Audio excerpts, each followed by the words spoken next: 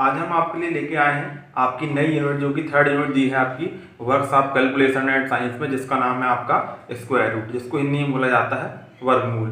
तो इसके पहले हमने क्या किया था, आपकी जो यूनिट थी, पहली यूनिट आपकी जिसका नाम था मात्रक यूनिट्स, वो देखी थी हमने।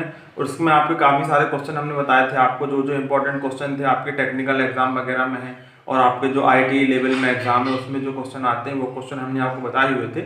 उसके बाद फिर हम गए थे सेकेंड यूनिट में आपकी जो था फ्रैक्शन था आपका, तो उसमें जोड़ना घटाना गुणा भाग भिन्नों का हमने काफ़ी क्वेश्चन कराए थे आपको, और भी नियम वगैरह बताए थे, और भी लॉ जो होते हैं आपके किस चीज़ों में कैसे कन्वर्ट किया जाता है, कन्वर्जन क्या होता है। तो इस तरीके के जो सारे क्वेश्चन थे वो हमने आपको बताए हुए थे, और आपसे ये कहा था कि जितने ज़्यादा से ज़्यादा हो सके आप उन क्वेश्चनों को कीजिए और अपने आपको उसके डाउट क्लियर कीजिए आप। अब हम अगली यूनिट में पढ़ते हैं स्क्वायर रूट वर्गमूल। अब हम आपको सबसे पहले ये बताते हैं कि वर्गमूल हम आपको इस यूनिट में जो है आपकी एक से दो मेथड में बताने वाले हैं। पहली मेथड जो होती है वो, दूसरी आपकी एक जो शॉर्ट ट्रिक होती है। डिवाइड मेथड के अलावा हम आपको शॉर्ट ट्रिक भी बताएंगे।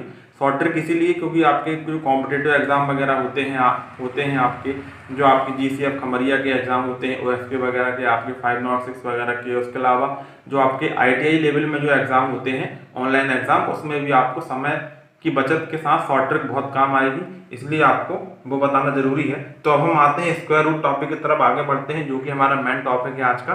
सबसे पहले हम इनके फार्मूले को देखते हैं, जो लॉ होते हैं आपके, कौन कौन से लॉ होते हैं। इसको आप चाहें तो हम धीरे धीरे बोलते जाएंगे, ये बोर्ड में लिखा हुआ है, आप चाहें तो इन लॉ को नोट भी कर सकते हैं, और इतने देर के इस वीडियो में आपने हो सकता है इन लॉ को आपने नोट कर लिया हो। तो अब हम क्या करते हैं, सबसे पहले हम आपको बताते हैं पहला लॉ इसका कौन सा है। आप चाहो तो इसकी मैन हेडिंग भी लिख सकते हो आप, formula of square and square root. पहला आपका है रूट ए, तो रूट ए के फॉर्मेट में अगर दिया है तो आप इसको लिख सकते हैं a की पावर 1/2।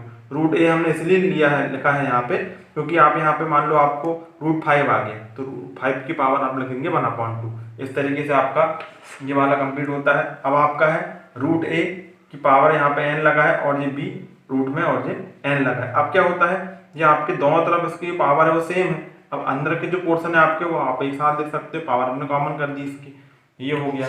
इस तरीके से आपको क्वेश्चन देखने मिलेंगे एग्जाम में। तो a और b की वैल्यू अलग अलग होगी, लेकिन n की वैल्यू आपकी एक ही होगी। अब अगला है a की पावर m पूरे की पावर n, यहाँ पे इस रूट में लगा हुआ है, तो इसको लिखा जाता है a की पावर m/n के फॉर्म में। ये हो गया आपका अगला। अभी a की पावर है bm, और बाहर निकालेंगे तो इसके लगी पावर bn, तो इसको सॉल्व करते हैं तो a की पावर bm/bn। इस तरीके से आपका b से भी कैंसिल हो जाता है, a की पावर n/n बन जाता है। ये हो गया। अगला आपका जो लॉ है वो ये है आपका, पावर n है यहाँ भी पावर n है, तो यहाँ पावर n/n हो गई, तो ये 1 हो गया आपका, कैंसिल हो गया। बिल्कुल यही फार्मूला है आपका ये वाला। अब a हो गया आपका यहाँ पे, अब रूट में n लिखा है, तो यहाँ पे मैंने बताया था आपको, जैसे ये था आपका वैसे ये है आपका, तो यहाँ पे 1/n हो गया। इस तरह की कंडीशन में p की पावर a की पावर n, q a की पावर n, दोनों तरफ से आपको कॉमन दिख रहा है, कॉमन निकाल लिया, अंदर बचा p+q। ये फार्मूला आपको कंप्लीट होता है। इसी तरीके से आपका ये वाला फार्मूला है। शर्त ये है कि इसमें आपका माइनस लगा है, आपने a की पावर n माइनस निकाला और ब्रैकेट में लगाया p-q। तो इस तरीके से आपके जो लॉ थे आपके जो फार्मूले वाले, जिस तरीके से आपके जो इंडिकेट्स जो बता रहे थे आपको, ये इसमें वर्गमूल के जो नियम थे, जो मेन नियम है, आप टेक्निकल एग्जाम में आ सकते हैं, या हो सकता है कि क्वेश्चन न पूछते हुए आपसे डायरेक्ट ही नियम पूछ ले, तो आपको वो हमने बताया। अब अगली पार्ट में आपको इसका आगे का बताएंगे।